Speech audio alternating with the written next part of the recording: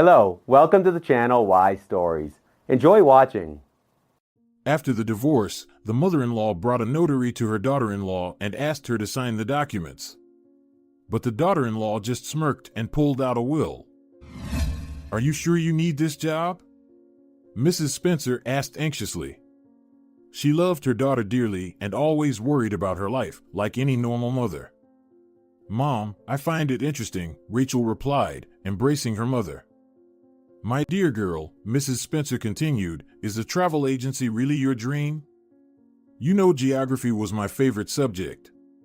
I dream of traveling the world, and working in a travel agency will bring me closer to that dream," Rachel dreamily replied. "Sending people on trips and traveling yourself are different things," Mrs. Spencer sighed, "and besides, you won't earn much more money there." "Mom, what money? I'll be helping people skillfully organize their vacations. And I'll have enough money, trust me." "You're always the same," Mrs. Spencer waved her hand at her daughter. "And what will you live on? Or are you waiting for your Prince Charming? What kind of daughter have I raised?" "Certainly not one like you," Rachel laughed. "You're down to earth." "And what's wrong with that?" her mother protested. "Yes, I believe a person should provide for themselves decently to live comfortably. And you're pushing yourself towards a modest life. And how do you plan to travel then?" "Let me figure out my own life," Rachel replied somewhat sharply. After all, every parent should support their child. And every parent should protect their child from unnecessary mistakes. Mrs. Spencer looked affectionately at her daughter. "Think about that." "I will. I'll sit down and start thinking right now," Rachel said mockingly. "Stop being sarcastic," Mrs. Spencer raised her voice. "I care about her, and she's mocking me." "Mommy," Rachel approached her mother and hugged her from behind, "I love you. You're saying everything right, but I have my own opinion. Let me make mistakes and then draw conclusions. What am I here for then?" Mrs. Spencer looked at her daughter with sad eyes. "To help you avoid those mistakes. But you've made mistakes in your life too, and you learned from them. So let me learn from my own mistakes," Rachel pleaded. "Well, my dear," Mrs. Spencer gently placed her hands on her daughter's face. "I don't want to argue with you. Do as you see fit." "Thank you," Rachel kissed her mom, "but I'll know you're always there. It's a pity Dad isn't here." After these words, Mrs. Spencer grew sad, remembering her husband who passed away a year ago. The woman had a hard time coping with this loss. She was emotionally very attached to her husband.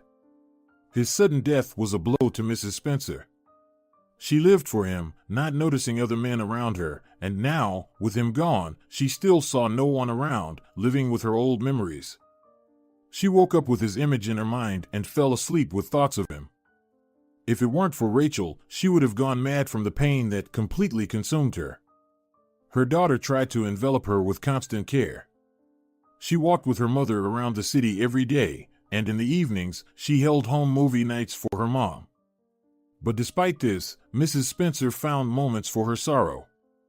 When Rachel wasn't home, the woman would take out the family photo album and carefully examine it, not missing the smallest details. 20 happiest years, Mrs. Spencer sighed over her husband's photograph and ran her graceful fingers over the picture, as if trying to touch him.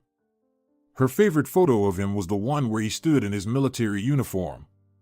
In her personal opinion, he looked very handsome and noble in it.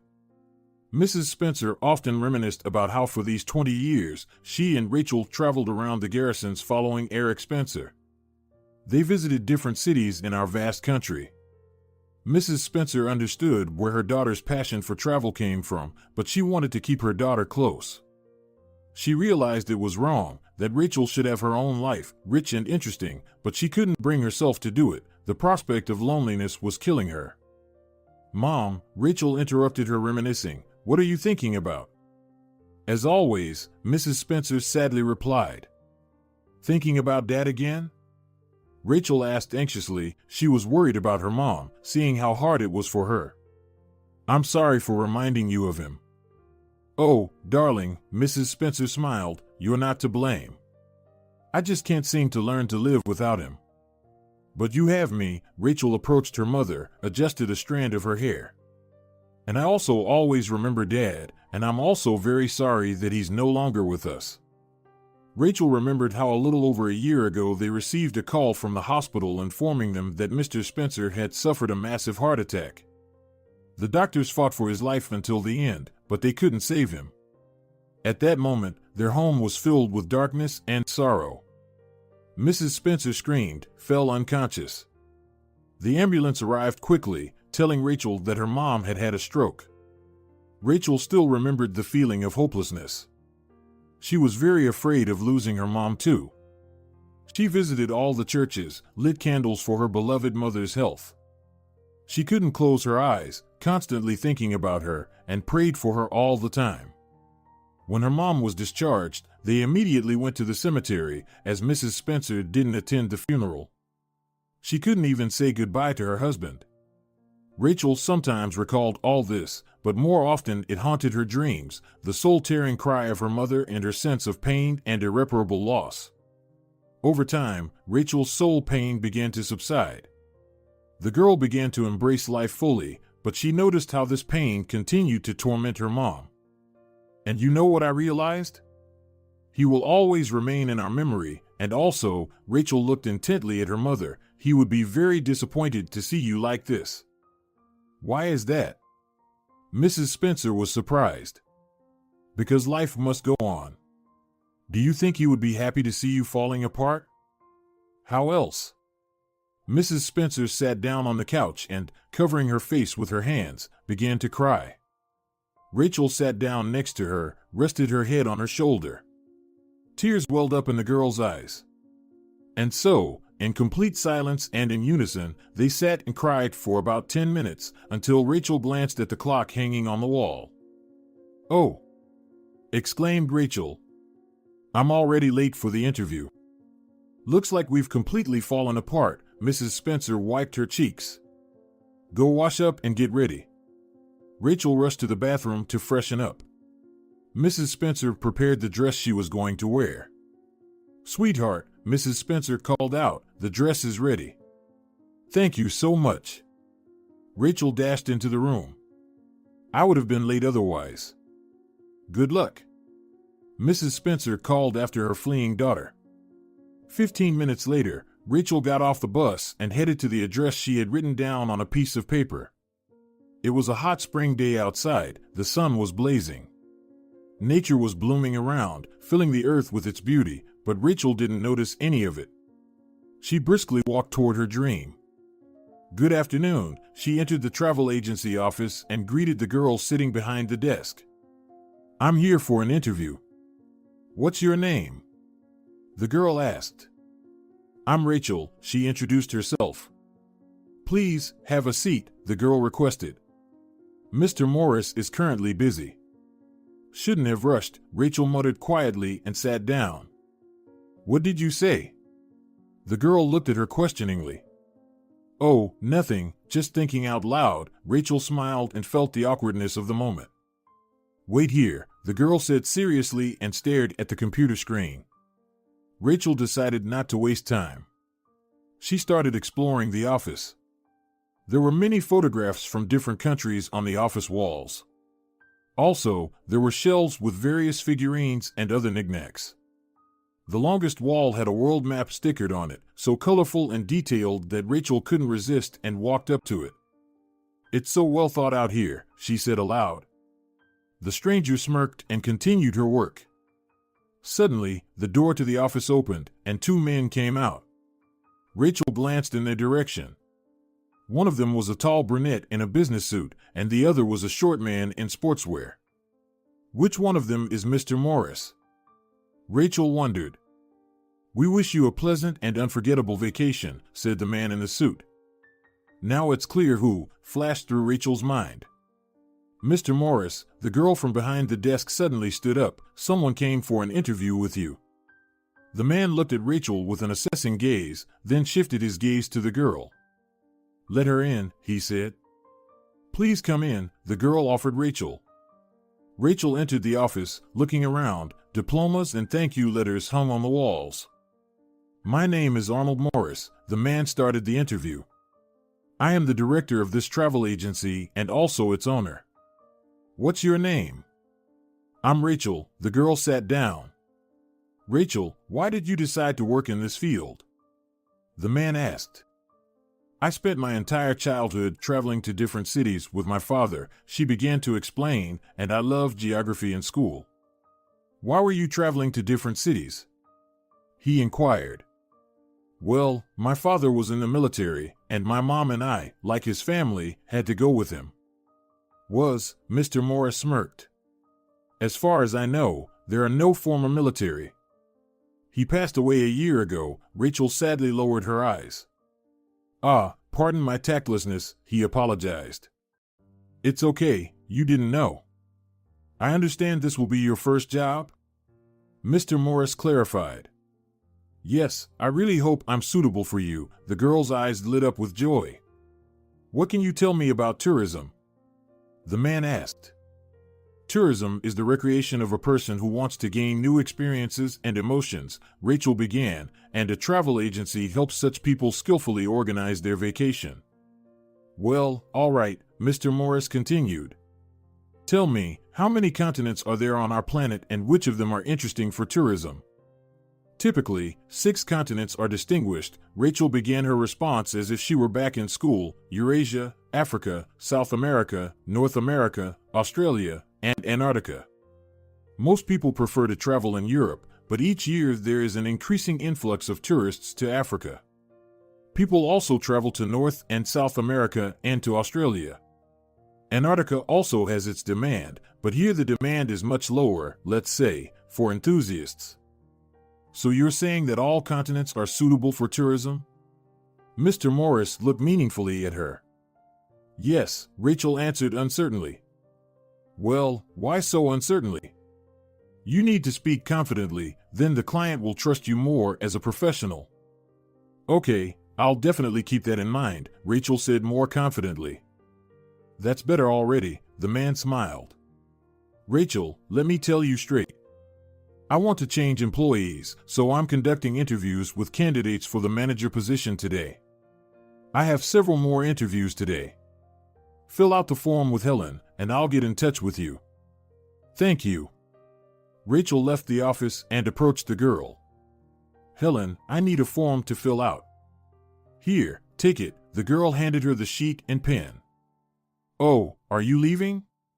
Rachel asked. Yes, why? Helen asked discontentedly. Why are you leaving, if it's not a secret? Rachel continued to inquire. Who knows what my boss didn't like? Helen burst out and shrugged.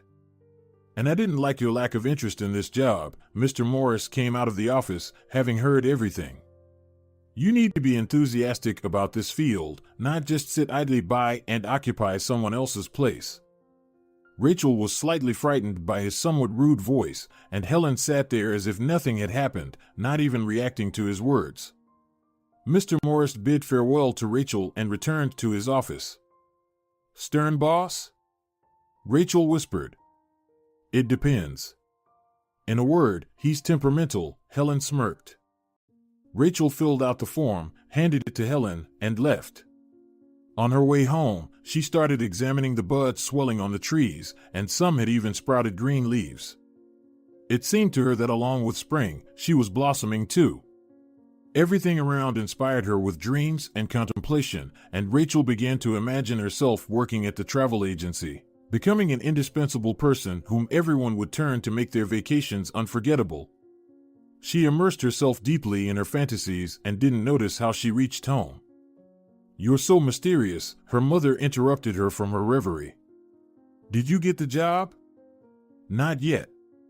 They said they'll call, Rachel replied. Then they won't call, sighed Mrs. Spencer. Why do you think so? Rachel was surprised. Usually they say that to avoid hurting feelings and creating an awkward moment, her mother replied. But that's not the case. They told me there are several more candidates. They'll see everyone and then call, Rachel insisted. God willing, said Mrs. Spencer. You'll see, they'll hire me for this job, Rachel exclaimed and twirled around. Mrs. Spencer looked at her daughter. She liked her lightness, openness, positivity, and the ability to find something good in every detail. She wasn't like that herself, but next to her daughter, it was easier for her. She made her life better. "Let's go home," Mrs. Spencer said calmly. "Mom, why home?" Rachel tugged at her hand. "The weather is wonderful. Let's go for a walk." "Haven't you walked enough?" Mrs. Spencer objected and shrugged off Rachel's hand. "Let's go to the lake," Rachel unexpectedly suggested. "We'll stop by the store on the way, buy some bread rolls for the ducks, and feed them." "Ducks?" Mrs. Spencer laughed. "Do you think they're hungry?" "I'm just sure they are," Rachel replied with a smile. "And they're sitting there, waiting for us to come and feed them." "You're so caring." Mrs. Spencer approached her daughter, affectionately stroking her cheek. "All right, let's go feed them." They walked along the road to the lake, chatting about trivial matters. Rachel admired the awakening of spring in its various manifestations all the way. She kept running up to different trees, hugging them, enjoying the spring woodsy scent. When she spotted some small yellow dandelions along the way, she immediately picked them and made a small bouquet, tying them with a red string that was hanging from her wrist. "Here, Mom, this bouquet is for you." Rachel ran up to her mother and handed her the flowers. "How sweet," the woman smiled, but when she saw the red string, the smile disappeared from her face. She abruptly took her daughter's left hand and looked at her. "Why?" "Why what?" Rachel didn't understand. "Why did you take off your string bracelet?" "You tied it to make a wish," Mrs. Spencer said sadly, "and the wish hasn't come true yet." "I don't know how to explain, but I'm sure I'll get this job," Rachel tried to explain, "so I took it off. I don't need it anymore. I wish I had your confidence." Mrs. Spencer brought the bouquet to her face and inhaled its scent. It seemed to her that it contained everything: the sunshine, the blue sky, and even spring itself. "I love you very much." "And I love you," Rachel shouted to the whole park, causing even passers-by to turn and smile. "Stop shouting, people are looking at us," Mrs. Spencer reproached her. "Let them look, especially since they're smiling now, which means they feel good too." They reached the lake, started feeding the ducks, feeling some satisfaction from their help. The ducks immediately swam up to them, trying to eat everything, not leaving even a crumb. "Look how cute they are," Rachel pointed to the ducks. "It wasn't in vain that we came. The connection between humans and nature is something inexplicable, something intangible. And you're a philosopher on top of everything." Mrs. Spencer laughed. A future travel agency manager and a philosopher in one, Rachel laughed back and heard the sound of her mobile phone in her bag. She frantically started searching for the phone in her bag, knowing that they might be calling from work. "Yes, I'm listening," she answered the incoming call. "No, thank you." "Who was calling?" Mrs. Spencer asked. "Some bank, offering a loan," Rachel sighed disappointedly. She had been waiting for Mr. Morris's call, but he still hadn't called. "Let's go home." "But we just got here," Mrs. Spencer asked in annoyance. "What about the connection between humans and nature?" "I've had enough of nature," Rachel replied. Rachel grabbed her bag and headed towards home. "Wait for me," Mrs. Spencer ran after her daughter. She understood these sudden mood swings perfectly well. They were familiar to her, as she reacted the same way when she was eagerly awaiting something, but it just wouldn't happen. They walked home in silence. Mrs. Spencer tried to start a conversation with her daughter a couple of times, but to no avail. Rachel was no longer paying any attention to nature. She was lost in her thoughts, and judging by her expression, those thoughts were gloomy. "Sweetheart, let's have dinner," Rachel's mom called in the evening. "I'm not hungry." Rachel lay on the bed, staring at the ceiling. "This won't do," Mrs. Spencer said disappointedly. "I understand everything, but it's too early to draw any conclusions. They might call you tomorrow. And how will you work if you're not well rested?" "I don't want to eat," Rachel replied irritably. "Leave me alone." Mrs. Spencer didn't say anything else. She gently closed the door to the room and went to have dinner alone, while Rachel continued to lie on the bed. The sound of her mobile phone distracted her from negative thoughts, and she grabbed it. Yes, a smile appeared on her face. Tomorrow? At what time? All right. I'll definitely come. The girl rushed out of the room and casually walked into the kitchen. A smile never left her face. What's for dinner? Rachel sat down at the table. Mrs. Spencer looked at her contented daughter and realized that she had received the call she had been waiting for, and judging by her expression, the call was more than successful. So, you got the job, Mrs. Spencer said quietly, holding a cup of tea in her hands. Yes. Rachel joyfully shouted and ran to hug her mom. Quiet. Mrs. Spencer shouted as the sudden tight hug caused her to spill hot coffee on herself. Oh, sorry, Mom. Rachel led her to the sink and started pouring cold water over the burnt spot. Is it better now? Yes, but your news is giving me a hard time, Mrs. Spencer joked. Congratulations. Thank you, thank you. Rachel began to shower her mom with kisses. I'm so happy. How little you need for happiness, Mrs. Spencer smiled. No, Rachel said, I need a lot for complete happiness, and this is just the beginning of happiness. What do you need for complete happiness? Her mom asked. For you to be alive and healthy, Rachel kissed her mom, and also to find true love and travel the world with him. And what is true love like? Mrs. Spencer was terribly curious to hear her daughter's opinion on this matter. I think it's like yours with Dad, Rachel replied thoughtfully, always together and with the same interests. Well, then I wish you, my girl, to find your true love. Mrs. Spencer hugged her daughter and buried her face in her hair, inhaling the familiar scent. The next day, Rachel went to work in a great mood. She deliberately left early to avoid being late on her first day of work, and at the same time, to leisurely walk and enjoy the fresh spring air. Nature was still blooming, delighting with its fresh green color. Birds were chirping around, rejoicing in the arrival of spring, and people already looked somehow different, happier somehow. Rachel slowly walked along the road, observing all this beauty. There was a spring warmth in her soul. Happiness filled every cell of her being. Dreaming about her future, she didn't notice how she approached the office, which turned out to be closed. Strange, she thought, but there was nothing to do but wait. There were still 15 minutes before the start of the workday, so Rachel decided to buy ice cream from the nearby store. Just as she began to unwrap the ice cream, anticipating its sweet cold taste, a black car pulled up, and Mr. Morris stepped out of it. Good morning, she said to the man. And to you, good morning, Mr. Morris replied. Why did you throw away the ice cream? The man looked at her intently, and Rachel's legs trembled with fear. You don't need to be afraid of me, he softened his tone. I don't bite. Rachel smiled and followed the director into the office. Here's your workspace, he pointed to the desk in the office. Make yourself comfortable, and I'll train you later. Okay, Rachel said timidly. Be more confident, Rachel, the man added and went into his office. Why am I so lost? The girl scolded herself quietly. She sat down at the desk, turned on the computer, and began to look at the folders on the desktop. There were many of them. Rachel understood one thing: there was an individual folder for each country. Her interest grew with each passing minute, and she began to open the folders and examine their contents. So, are you getting settled in? Mr. Morris came out of his office. I'll tell you everything now.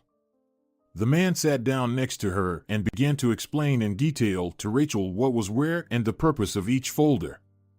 He was so engrossed in explaining everything that Rachel caught herself wanting to devote herself wholeheartedly to this work. Mr. Morris saw how interested Rachel was in listening to him.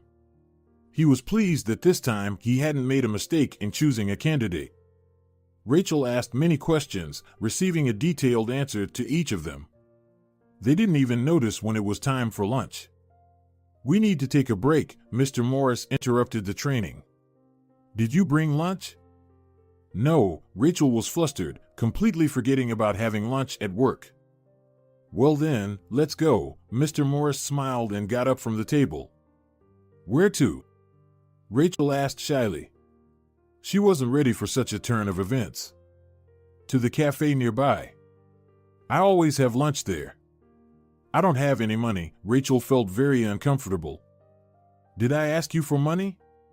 Mr. Morris smirked. The company treats. Rachel followed the director. The man opened the car door for her. After you, he smiled and extended his hand to the girl. Rachel was amazed by his gallantry. She had never met such courteous men before, except for her dad, of course. She sat down on the brown leather seat. The car's interior was filled with the scent of novelty. Rachel felt important in the salon of such a luxurious car. She couldn't help but smile from pleasure, unaware of it herself.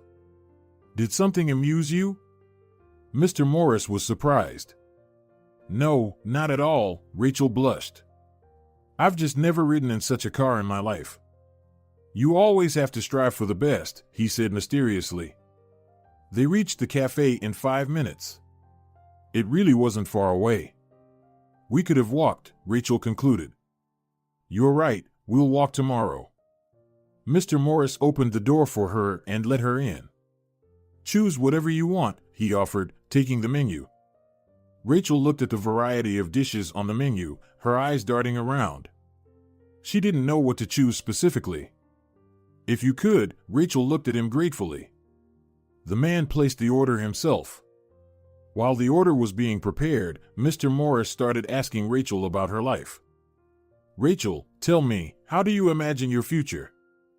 I imagine it like this, Rachel said dreamily. I'll work at your company, gain experience, earn a decent amount of money, and then I want to travel the world, like you. How do you think? The man smiled. I travel for the advancement of my business. Do you also plan to open your own business in the future? Oh no, Rachel replied embarrassedly, that requires a lot of money. And do you think traveling requires little money? Well, I imagine it takes quite a bit. I'll save up, Rachel said hopefully. You don't plan to live off your mother forever, do you? The man inquired. Well, Rachel hesitated, I don't intend to completely rely on her financially. Just. Life is so simple for your generation, Mr. Morris interrupted her. Okay, let's have lunch. The waiter is already bringing our dishes. They had lunch in silence. Rachel felt very awkward in the presence of the director. She was very afraid of questions from him. Mr. Morris decided not to embarrass the girl with any more questions and opted for a pause. Well, it's time to get back to work, he stood up from the table. Yes, of course, Rachel agreed and also got up. Forward, to new achievements. The man said demonstratively. For 3 whole months, Rachel diligently performed her duties at her new job. Arnold Morris was very pleased with her. A week ago, he went on a business trip to Thailand. A new hotel opened there, and Mr. Morris decided to review it for his agency. Rachel stayed in the office as the head. She carefully studied the upcoming tours, told the arriving clients about them, and asked about their preferences. And on the eve of the director's arrival at the firm, a young man of average height came in, entering the office as if it were his own home. Well, hello, he approached Rachel casually. And you're nothing special. The previous one was amazing. Rachel looked at this dark-haired cheeky guy and couldn't understand what he actually wanted. Who are you? And what do you need? Rachel was outraged. Who am I? The guy laughed. The boss needs to know everyone's face. My immediate boss is Mr. Morris, the girl stated, and you don't look anything like him. Stop wrinkling your nose. The young man took a pencil from the table and flicked it on Rachel's nose. Stop it immediately. Rachel jumped up. Who gave you the right to treat me like this? Oh, come on, the guy smirked. Such a feisty one. I don't know who you are, and I don't know what you want, but I ask you to leave this office," Rachel demanded. The young man took a sheet of paper from the table, crumpled it, and threw it at the girl's face. "Oh, get lost," he said and left. Poor Rachel cried with frustration. She couldn't believe such people existed. She spent the whole day recovering from such an unpleasant encounter. The next day, Mr. Morris arrived, entering the office. He looked relaxed, carefree. Rachel was very glad to see him. "So, how was your trip?" Rachel asked curiously. "Excellent. Thailand is a celebration," Mr. Morris began to tell. "A country of culinary delights and shopping. And how about the new hotel?" "Not bad. By Thai standards, it's worth 4 stars, the man continued. "We'll offer it to our clients. Here are the photos and a video review." Mr. Morris handed Rachel a flash drive, and she immediately inserted it into the computer. "Go ahead, familiarize yourself with the material. If you have any questions, I'll be in my office."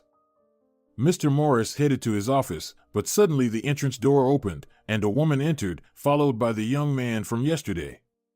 "You again," Rachel protested. "And why did you come?" The director addressed the visitors.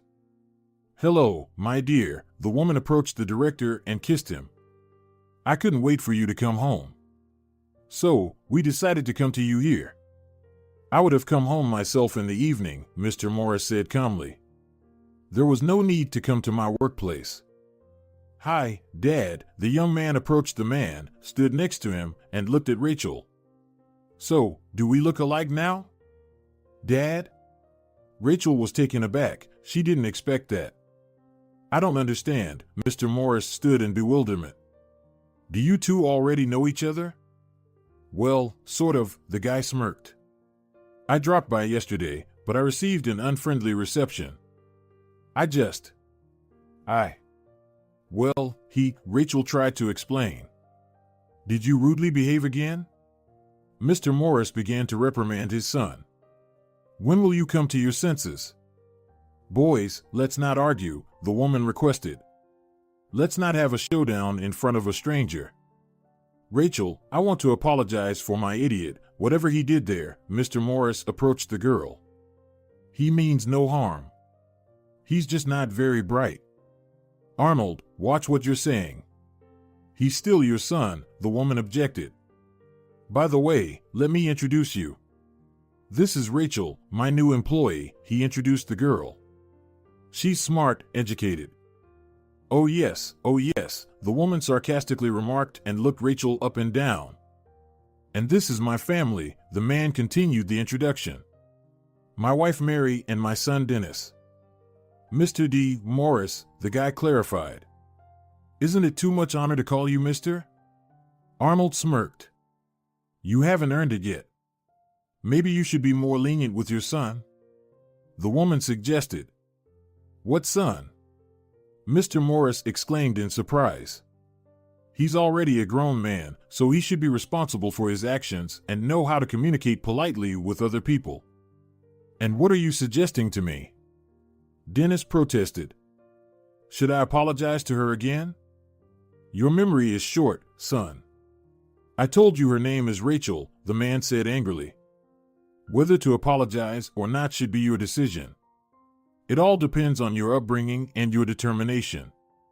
"Well, sorry," Dennis grumbled, glancing briefly at Rachel. "Okay, I'm not offended," Rachel replied calmly. "Rachel, you're charming," Mr. Morris smiled. "How magnanimous of her," Mrs. Morris smirked.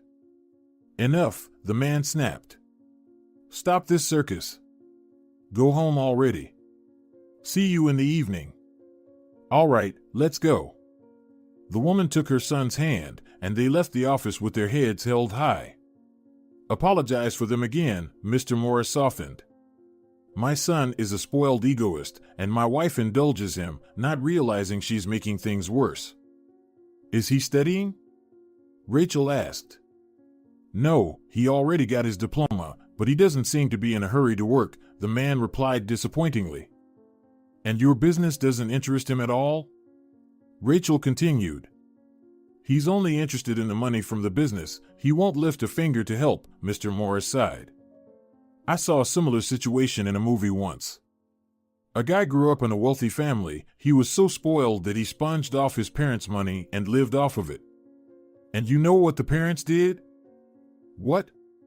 Mr. Morris was interested. They decided to marry him off. They found a suitable girl who was smart and well-mannered, and they married him. And then what happened? The man looked at Rachel questioningly, curious about how it all ended. Then his wife started managing him. They had a child, and eventually, the guy fell in love with her. And they all lived happily ever after. The man laughed. Sounds like a fairy tale. Why a fairy tale? Rachel asked in amazement. Don't you think life can be like that? I think not, Mr. Morris replied seriously. Life is a bit more complicated. Have you ever thought why life is getting more complicated? The girl smiled. Mr. Morris became interested in Rachel's opinion. It's simple. We always complicate everything ourselves, the girl snapped her fingers. We need to live a little simpler. I'll definitely think about that, Mr. Morris chuckled and went back to his office. A year passed. Rachel continued to work at the travel agency, fully dedicated to her work. She often worked weekends, not because Mr. Morris asked her to, but because she wanted to. The tourism industry had captivated her in a positive sense. The girl became a true professional in her field. She could cover for the director on any issue. Mr. Morris greatly appreciated this about her and eventually gave her a raise. Rachel was pleased with this situation and tackled her work with even greater enthusiasm. Mrs. Spencer occasionally scolded her daughter for her overly zealous dedication. You're always disappearing at work, she complained. When do you plan to build your personal life? Mommy, what personal life? Rachel affectionately hugged her mother. I'm all about work. Maybe when I start traveling, I'll meet someone. Throughout the year, Mrs. Spencer periodically returned to this question, but the answer was always the same. Eventually, the woman resigned herself to a situation she couldn't influence. Mr. Morris's health had deteriorated significantly over the past year. He occasionally had to undergo examinations, and a couple of times, he even ended up hospitalized. Rachel saw the tense atmosphere developing in his family. Mrs. Morris often came to the office with new complaints, and Dennis even managed to have a quarrel with his father once, after which Rachel had to call an ambulance. You're not taking care of yourself, she said anxiously. If something happens to you, they'll sell the business of your life. Don't worry, Rachel, Mr. Morris replied gratefully. Everything will be fine. And so, on a beautiful warm autumn day, Mr. Morris came to work in a cheerful mood and with a bouquet of white roses. Rachel hadn't seen him so inspired in a long time. You're positively glowing with happiness, the girl smiled. Is there a celebration? Not exactly, he looked at her mysteriously and handed her the bouquet. This is for you. For me? Rachel was surprised. No one had given her flowers in a long time, and for the first time, it was the director. For what reason? I have a proposal for you, Mr. Morris said even more enigmatically. Let's go to the cafe. We'll discuss everything. You've got me intrigued. The girl was looking forward to something special. Thank you very much for the bouquet. I'm pleased. 15 minutes later, they were already sitting in the cafe and placing their orders. And another glass of champagne for us, Mr. Morris finished his order. But you're driving, Rachel reminded him. Then we'll walk back, he said cheerfully. So, what's the occasion? Rachel couldn't wait to find out everything. Not an occasion, but a proposal, Mr. Morris reminded her. But first, I'll ask you a few questions. I'm all ears, the girl settled comfortably. Do you have a boyfriend? Mr. Morris unexpectedly asked. I don't understand. Rachel said surprised. Are you asking about my personal life? Yes, exactly, he confirmed. I don't have anyone yet. And why do you need this information?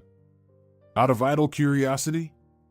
Not at all, Mr. Morris continued. Then the next question. Do you want to manage our travel agency? Mr. Morris, you're scaring me, Rachel said cautiously. You have a wife, don't you? Ah. So that's why you became so scared, the man chuckled. You thought I was hinting at a close relationship? And what else should I have thought? The girl was confused. No, I'm not talking about myself, Mr. Morris continued. Remember a year ago when you told me the story about the spoiled boy whose parents then married him off? Well, yes, I remember. Rachel felt relieved and relaxed. So you decided to marry your son after all? Yes, the man replied affirmatively, looking intently at her. Rachel felt goosebumps all over her body from this gaze. And have you found a bride? She asked curiously. Found one, Mr. Morris replied, still looking at her. Why are you looking at me like that? Rachel began to guess the essence of what was happening. Are you hinting at me? Rachel, you're a wonderful person, smart, educated, and very ambitious, her boss began to praise her. Wait a minute, if I understand you correctly, you want to marry your dentist to me? Rachel couldn't believe her ears. Exactly, Mr. Morris nodded. I couldn't find a better candidate than you. And did you ask me? Do I need this? That's exactly what I'm asking. Do you want to manage the travel agency?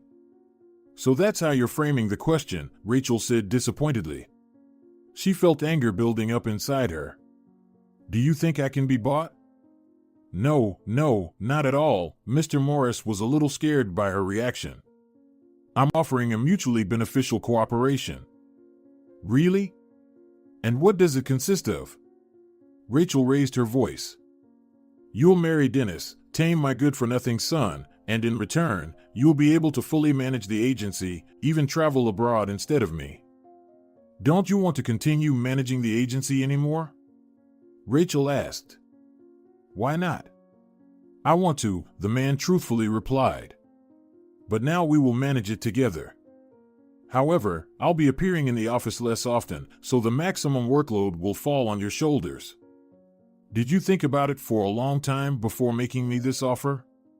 Rachel sarcastically asked. The last 3 months, confessed Mr. Morris. I'm not rushing you. Think it over, and you'll make a decision tomorrow. I'll think about it, Rachel replied coldly. You don't have to come back to work today. Why? You have something to do today. Go home and think.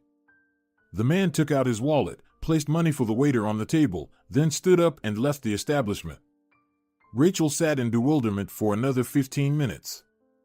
She felt like the main character in some soap opera. Will you be ordering anything else? The waiter's voice interrupted her thoughts. No, thank you. The girl got up and left. On the way home, she kept thinking about the director's proposal. In her head, she couldn't fit all the details of what was happening. She tried to distract herself with the beauties of autumn nature, its saturated colors, and the fresh rainy air, but she couldn't distract herself for long, and she plunged back into her thoughts. Why do you look so preoccupied? Her mother greeted her at home. What happened? I don't even know how to say this. Rachel lowered her gaze to the floor. What happened? Don't scare me, Mrs. Spencer was worried. The girl sat down on a puff in the hallway and grabbed her head with her hands. Rachel, honey, what happened? Her mother asked in fear. Don't just sit there, talk to me. Rachel couldn't hold back this information and told her mother everything in detail. Mrs. Spencer was shocked by what she heard, sat down next to her daughter, and started crying. Mom, that's enough. We need to think about what to do. Rachel came to her senses a little. What's there to think about? Mrs. Spencer shouted. Quit your job. Let them find another fool. Okay, the girl got up. Both of us need to relax and make a decision not based on emotions. I'll be back soon. Where are you going? Mrs. Spencer shouted after her departing daughter, but she didn't answer. 10 minutes later, Rachel returned home with a bottle of champagne and a large bar of dark chocolate. Here, she handed the bag with the purchases to her mother. "We're going to relax now." Mrs. Spencer took the bag and went to the kitchen. Rachel followed her. She opened the bottle of champagne, poured it into glasses. "I have a toast." She sat down at the table. "Let's toast to good sense." "It won't hurt us at all." Her mother sat down next to her. For 2 hours, they sat in the kitchen and discussed this topic, sometimes raising their voices. Each wanted to prove their point. In the end, they didn't agree on anything. "The champagne is finished, but the decision hasn't come," Rachel stated the fact. "I'm telling you, don't fall for the rich people's tricks. They can drag you into a swamp from which you won't be able to escape," Mrs. Spencer explained anxiously. "And I'm telling you, I've always dreamed of managing a travel agency, and a spouse is just a free addition." "How simple it is for you," her mother puzzled. "A spouse is just a free addition? And what's not simple then?" "Well, I'll marry him, I'll travel abroad. We won't see each other often, so everything works out fine for me. Besides, you yourself wanted me to have a personal life. But I wanted it to be for love." Mrs. Spencer was upset by her daughter's words. "And you? And what about me?" Rachel protested. "I see a goal and go for it. Maybe we'll love each other somehow later."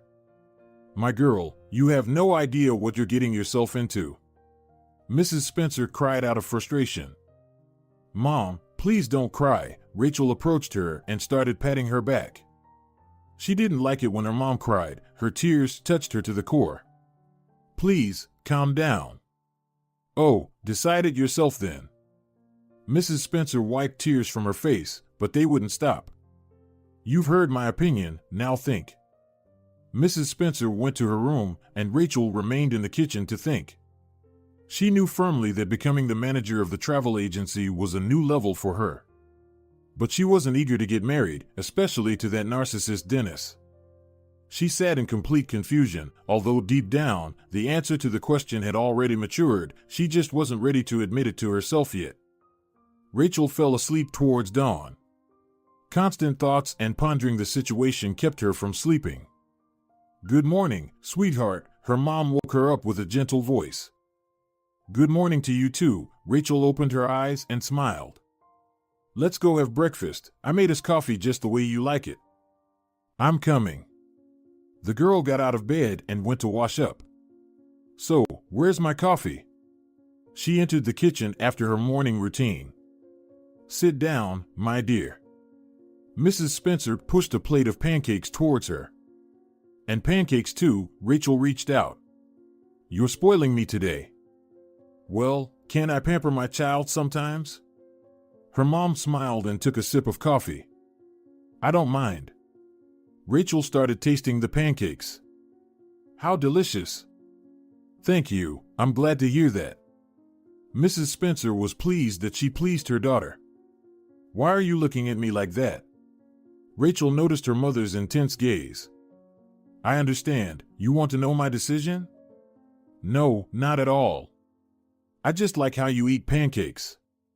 "Mom, let's be honest." Rachel pushed the food aside.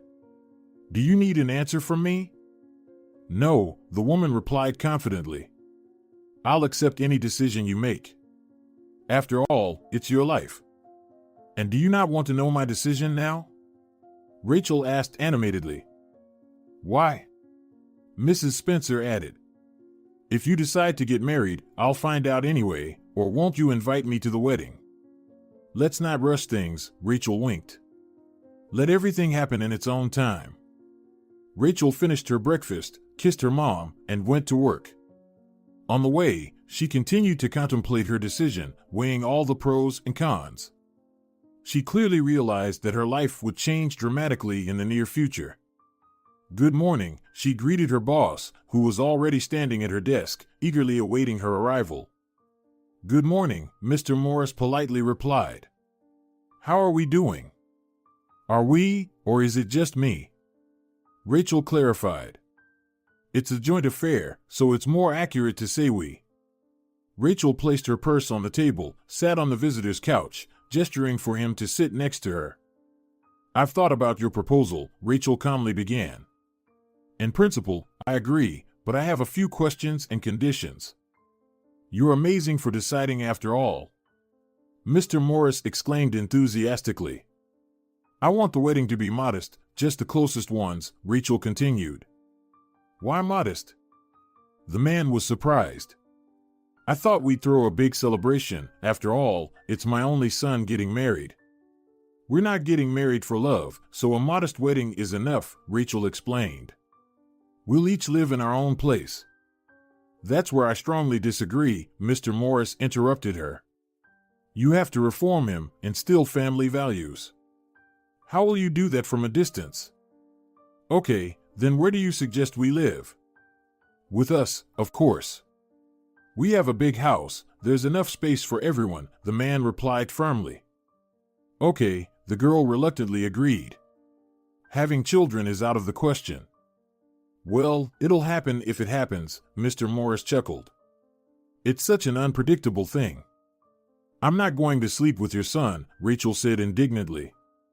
"We didn't agree on that." "Well, we haven't agreed on anything yet, but it's understood for married people," Mr. Morris replied. "So, we'll be an exception," said Rachel. "I won't drag you into bed with him," Mr. Morris reassured her. "After the wedding, you two can decide." "Anything else?" "If I'll be managing equally with you, will I get more salary?" Rachel asked nonchalantly. "Of course," the man confirmed. "Not 50-50, of course, but I'm willing to contribute 40% to your family budget." "What do you mean by that?" Rachel was surprised. "We'll have separate budgets with Dennis, especially since he doesn't work." "Well, I'll deal with that. He'll start working," Mr. Morris promised. "All right then," Rachel concluded her demands. "Does Dennis know about the upcoming wedding?"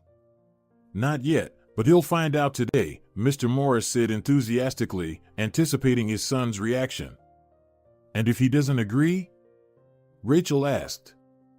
"Naturally, he'll refuse," Mr. Morris smiled. "But his opinion doesn't matter anymore." "Well, you won't force him into marriage." Rachel was puzzled. For a moment, she thought that this whole plan might fail.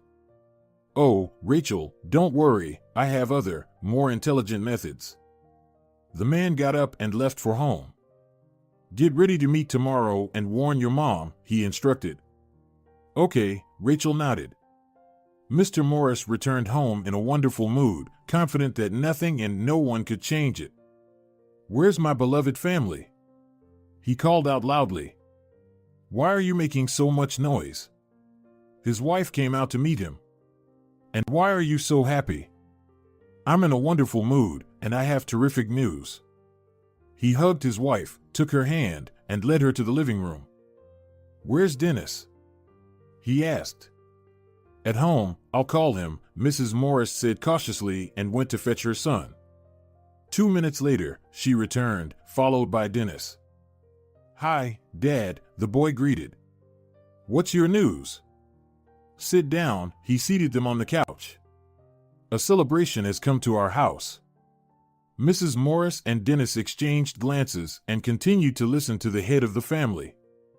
"So, in our family, there will soon be a wedding," Arnold joyfully announced. "We need to start preparing." "What wedding?" Mrs. Morris didn't understand. "Our Dennis is getting married." The man looked at his son's reaction. He sat calmly, his face paled, and he lost his speech. "Are you joking?" His wife was outraged. "What wedding?" "Dennis, are you getting married?" The young man sat motionless, staring blankly ahead. "Dennis, can you hear me?" His mother started shaking him. "Did you forget to tell me about the wedding?" "Mom, I don't understand," the boy barely managed to speak. "Let him come to his senses," Mr. Morris interrupted his wife and sat next to his son. "Can't you see, the boy is speechless with joy?" "Are you laughing?" Mrs. Morris sniffled and took out a handkerchief to wipe away her tears. "Why do I always find out everything at the last moment? And who's the bride? Ah, finally that question. The man was very pleased with his scheme. And the bride is Rachel. Rachel? His wife was surprised. I've never heard Dennis mention anyone named Rachel. Rachel, who works for me, Mr. Morris declared. What? Mrs. Morris was amazed. That upstart? I would appreciate it if you'd speak more respectfully about your future daughter-in-law, the man requested. He'll never marry her. Mrs. Morris began to shout. Son, why are you silent? Or are you okay with everything? Mom, please leave, Dennis spoke up. I need to talk to Dad. I'm not going anywhere, the woman resisted. Mom. Dennis raised his voice. I'm asking you. Mrs. Morris huffed at her son and left. What did I do to deserve you deciding to marry me off to your employee? Dennis asked calmly. That's the thing, you do nothing, you're wasting your life, his father replied. I'll get my act together, I'll change, the son began to promise. I don't believe your promises anymore. You've told me that 100 times already. Dad, I don't want to get married, and I won't, Dennis declared. And where will you go? Mr. Morris smirked. If you don't marry Rachel, then I'll cut you off completely, understood? Understood, Dennis nodded. It's cruel of you, I didn't expect this. And I didn't expect to have such an irresponsible, uninitiated, arrogant, lazy egoist for a son. What a high opinion you have of me, Dennis was offended. I'm just stating the truth, one doesn't get offended by the truth. You don't know me at all. You're always at work, Dennis's face instantly turned sad. I can count on one hand how many times you've been at my birthdays. You don't know who my friends are, but you know all the cities in the world. Convenient, right, Dad? To wait until your son grows up and only then remember he exists. And what have you been living on all this time? The father raised his voice. What bought this house, your car, and much more? I needed a father, not a wallet, Dennis said bitterly. You'll get married, and that's final. Mr. Morris shouted. Understood? Yes, I've understood everything for a long time, Dennis stood up. I'll get married. Maybe after that, you'll start to notice me. Dennis looked into his father's eyes. He wanted him to see and understand that he was wrong, but it didn't happen. Go on, get ready for tomorrow's meeting, Mr. Morris ordered in a commanding tone. Dennis left the living room, and Mrs. Morris entered. She had been standing behind the door and had heard their entire conversation. You know, Arnie, the woman calmly began, I've always tried to support you, but you're wrong now. It's your fault that he turned out this way, the man said harshly. It's not my fault. I'm a mother, which means I should always be there. But where were you all his childhood, and generally always? Ungrateful, he shouted after his departing wife.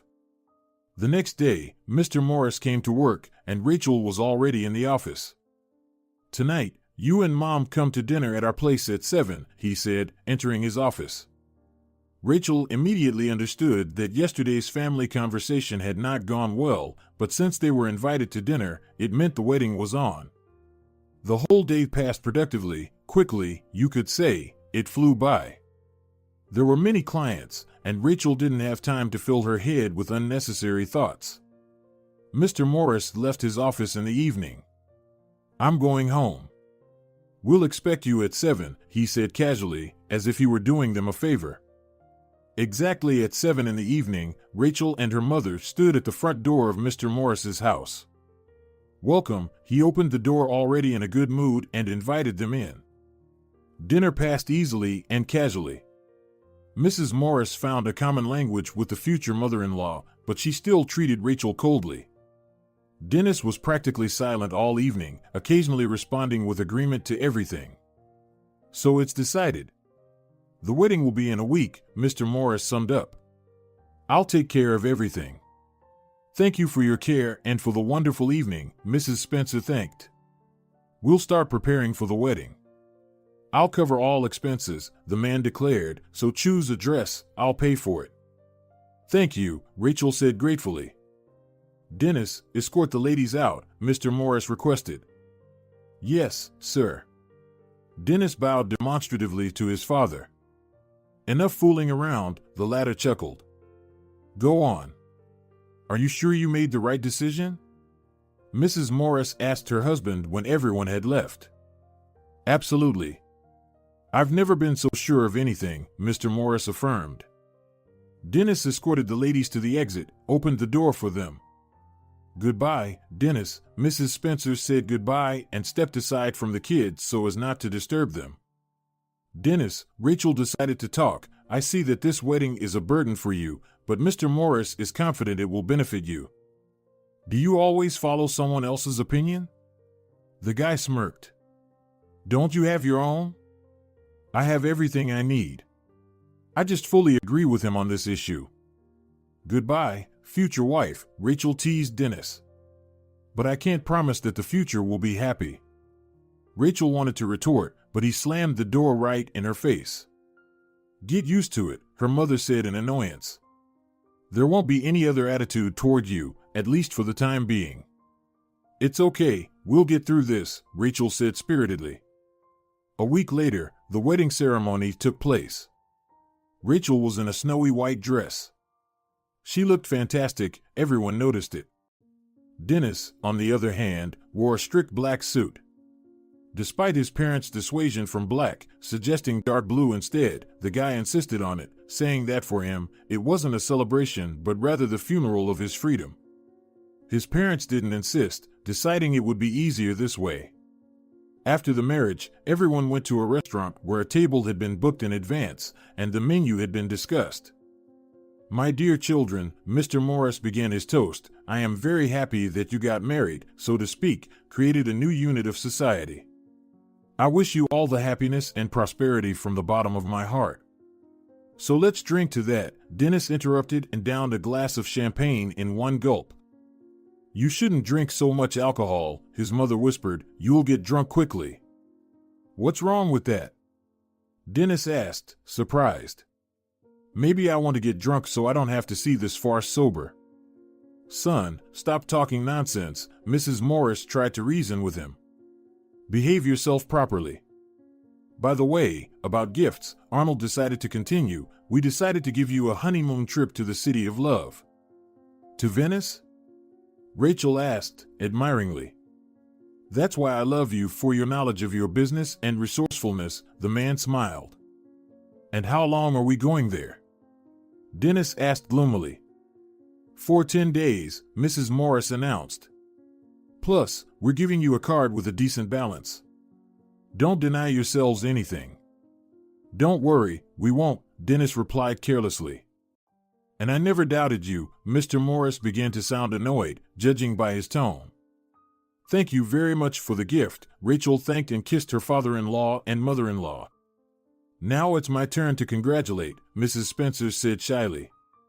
I hope this marriage will eventually be happy, that you'll understand each other and learn to listen and hear each other, and that love will appear in your family. Nice toast, Mr. Morris praised. To the newlyweds.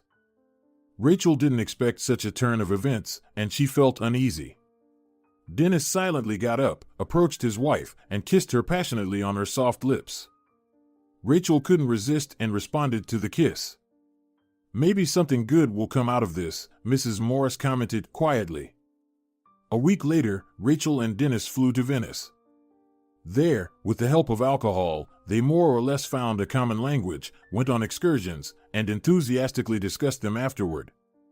They also visited medieval palaces, walked through the most famous places in Venice, and a couple of times they had romantic evenings with gondola rides and dinners in local restaurants. On the last evening, they decided to order dinner in their room.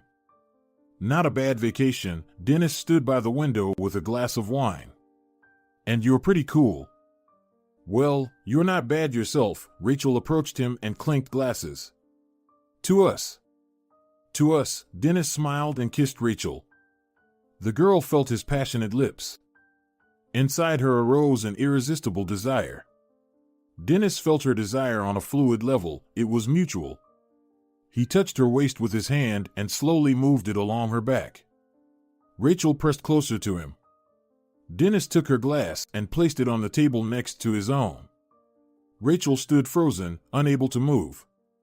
The young man looked at her with the gaze of a predator before the jump and, approaching her, took her in his arms and carried her into the bedroom. The next morning, Rachel woke up and realized what had happened. She looked at her husband, who was peacefully sleeping. He seemed so cute and vulnerable to her. She hugged him and fell asleep again. "Wake up quickly," Dennis woke her up 3 hours later, "or we'll be late for the plane." "What?" exclaimed Rachel, looked at the clock, and gasped. They flew home in silence, as if nothing had happened. Upon arrival, they found out that Mr. Morris was in the hospital. "Why didn't you tell me anything on the phone?" Dennis asked his mother. "Son, nothing is known for sure yet. I didn't want to worry you," Mrs. Morris justified herself. "You should have told me." He raised his voice at his mother and left, slamming the door. "It's my fault," the woman said sadly. "Don't blame yourself. You wanted what's best," Rachel supported her. "Thank you for your support, but in the future, please don't interfere in my relationship with my son," Mrs. Morris said to her and left. Rachel stood in confusion and bewilderment. What could she have done to deserve such treatment? So she decided that she just got caught in the crossfire of her mother-in-law's anger. "Rachel, will you go see father?"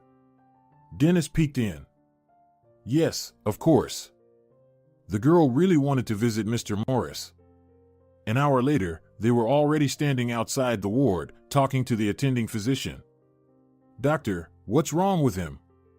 Dennis was worried. "And how serious is it?" "I won't lie. It's more serious than we thought," the doctor replied. "And is there no hope?" Rachel asked anxiously. "There's always hope," the doctor reassured. "Excuse me, but I need to go to surgery." Dennis and Rachel entered the ward and saw the helpless father. "How are you?" Son took his hand. "Well, there have been better days," Arnold joked. "If you're joking, it means you're getting better," Rachel smiled. "I wish I could believe that," Mr. Morris sighed.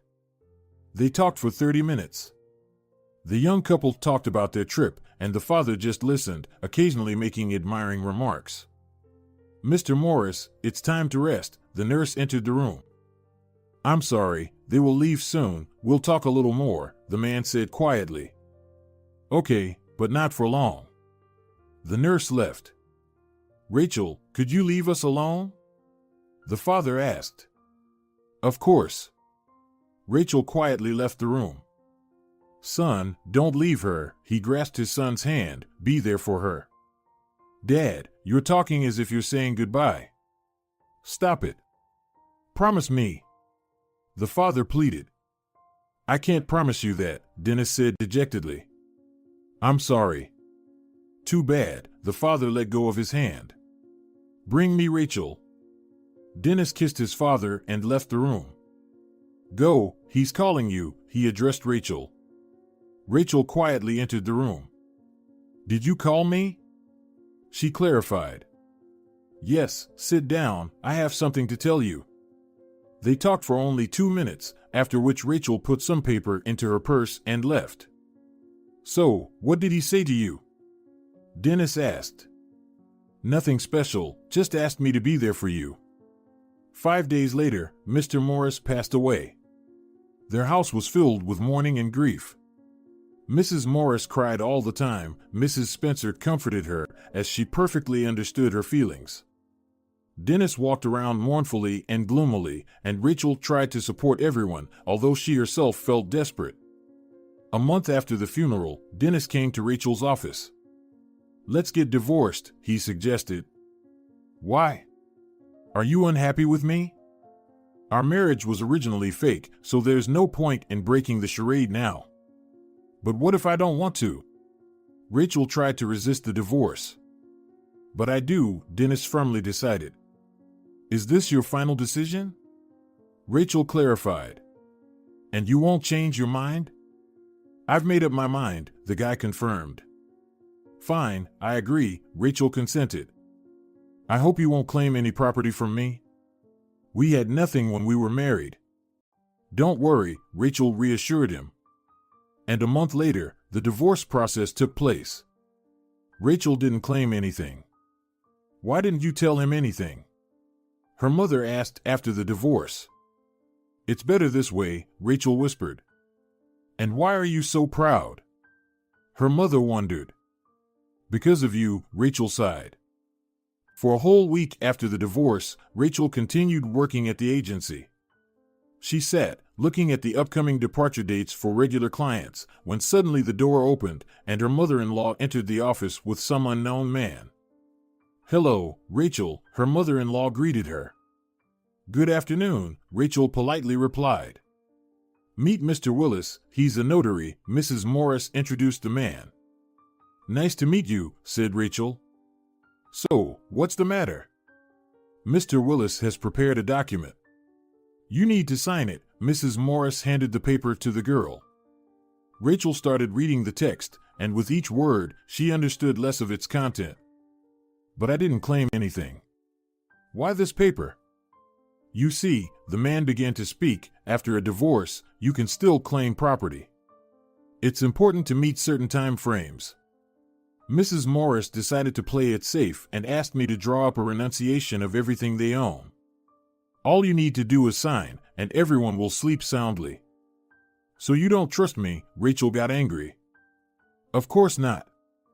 Who are you to trust? The woman said indignantly. You're just my son's ex-wife. Tell me honestly, are you going to sell the travel agency? Rachel asked. Of course. Why do I need this burden? The woman smirked. How can you call his life's work a burden? Rachel was in shock. Enough. The woman shouted. You're not the one to teach me.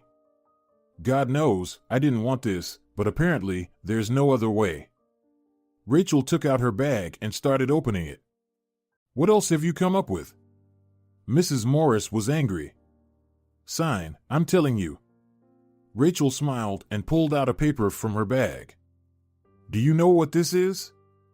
She waved it in front of them. Let me see, Mr. Willis reached out his hand. Rachel handed him the document, he quickly read it. It's a will. What will? Mrs. Morris was stunned. For what? I understand it's for this travel agency. Yes, that's right. Your husband has made a will in favor of Rachel Morris, so there's no disputing it now. Can't we contest the will? The woman asked hopefully. In principle, yes, but Rachel doesn't claim anything else except this agency. The notary looked at Rachel questioningly. No, Rachel shook her head. Well then, give her the agency, and the rest will stay with you and your son, the notary continued. Tear up the will, demanded Mrs. Morris. What do you mean? The notary didn't understand. Literally. Tear it up, or I'll tear it up myself, the woman started threatening. I can't do that. It's a legal document, and I'm a notary. You're pushing me towards a criminal offense. Do you understand that? And in the presence of a witness. I don't care, Mrs. Morris shouted and tried to snatch the document from the notary, but he didn't lose his composure and handed it to Rachel. Thank you, the girl thanked him. I'm paying you. The woman was outraged. You're paying me for the services of a notary, not for criminal activities. Goodbye. With these words, Mr. Willis left. Well, why are you looking at me like that? Mrs. Morris said disdainfully. You got what you wanted, you snatched the agency. Damn it all. The woman quickly left the office, and Rachel cried for a long time. Inside her, she felt as if she had been covered in mud. 2 months passed. Rachel successfully managed her agency, although she had to hire an assistant to occasionally take breaks, as she had been feeling unwell lately. Mrs. Morris no longer appeared in her life, just like Dennis. Rachel, her mother said, you should take more breaks, you can't overwork yourself in your condition. Mom, I understand everything, but I need to work. And are you going to give birth at work too? Mrs. Spencer protested. Don't talk nonsense, Rachel pleaded. Maybe you should still tell Dennis about the baby? Mrs. Spencer still hoped for her daughter's prudence. Why? He doesn't need it. How do you know? Sooner or later, he'll find out anyway. Whatever will be, Rachel calmly replied. A year later, Rachel gave birth to a strong, healthy boy. He was the spitting image of his grandfather. He looked so much like Mr. Morris. Mrs. Spencer was amazed. Now tell Dennis about the child. Mom, let's close this topic once and for all, Rachel asked, but her mother fell silent in response. 6 months later, Rachel was walking in the park with her child. The weather was sunny and warm. The baby took his first hesitant steps, delighting his young mother. Come to me, my dear, Rachel reached out to her son, and the boy, wobbling, walked into her arms. They headed home from the park when Rachel noticed Mrs. Morris with Dennis from a distance. They were walking quite fast and looking around, as if searching for someone. Rachel decided not to bump into them and, turning around, headed in the opposite direction. Rachel! Dennis's loud cry rang out. The girl turned around and saw him running after her. She quickened her pace, but couldn't get away. Hi, he looked at her bewilderedly, tears in his eyes, then looked at the boy and, squatting down, quietly cried. Hello, Rachel, Mrs. Morris approached them. She couldn't take her eyes off the child. Forgive me for everything, if you can. I forgave you a long time ago, Rachel said calmly. Allow me to be a part of your life. Dennis calmed down and stood up. But you didn't need me, Rachel smiled. Not true, Mrs. Morris cried. Dennis talks about you all the time and wanted to get you back many times, but I didn't let him do it. Did you tie him down, or does he have no opinion of his own? Forgive me, the woman apologized again. I told him that you have someone else. I'm guilty before you. I can't give you an exact answer right now, Rachel looked at Dennis, but we can try. After all, he's your son too. Rachel put the boy on the ground, stepped back, squatted down, and reached out to him. He looks so much like Arnold, Mrs. Morris said with fondness. And what's his name? Dennis asked. Rachel looked at them, smiled, reached out to her son again, and called him. Arnold, sweetheart, come to mommy. If you're enjoying it as well, leave a like and subscribe.